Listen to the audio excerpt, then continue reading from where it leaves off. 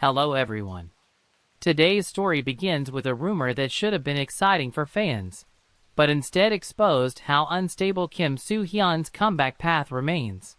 The rumor that Knockoff might finally be released, followed almost immediately by reports that Disney Plus had not actually confirmed such a return and that the drama was still effectively trapped in uncertainty.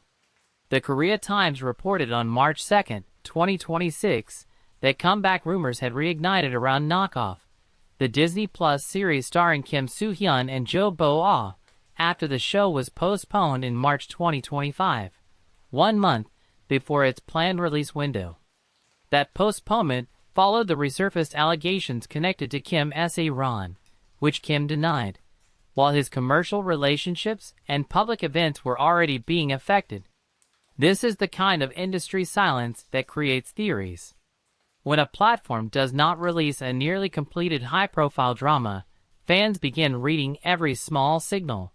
Changes in platform scheduling, deleted posts, lawyer comments, anonymous entertainment reports, overseas licensing speculation, and even social media activity from production staff. In a normal situation, Knockoff would be discussed as a crime black comedy series about counterfeit goods after the 1997 Asian financial crisis. Instead, it has become a weather vane for Kim Soo Hyun's industry acceptability. The reported scale of the project makes the uncertainty even more dramatic. Entertainment coverage has repeatedly referenced Knockoff as a major-budget Disney Plus Korean original, with reports citing a production budget around 60 billion won. Whether audiences love or hate Kim Soo Hyun now, the business reality is blunt. A platform does not easily bury a project of that scale unless release itself carries serious reputational cost. That is why the "will it release or not?" question has become a proxy for something bigger. If Disney Plus releases Knockoff, some will interpret that as the industry beginning to reopen the door for Kim Soo Hyun. If it remains on hold, others will see it as evidence that the risk is still too high. The drama has become less like a show and more like a public confidence test. The fan theories around this are split. One side believes the platform is waiting for the legal dust to settle and will eventually release the series quietly, perhaps with reduced promotion. Another side believes the show is too damaged to launch without triggering backlash, especially because the controversy is tied to Kim Soo Hyun's death and not merely an ordinary dating scandal.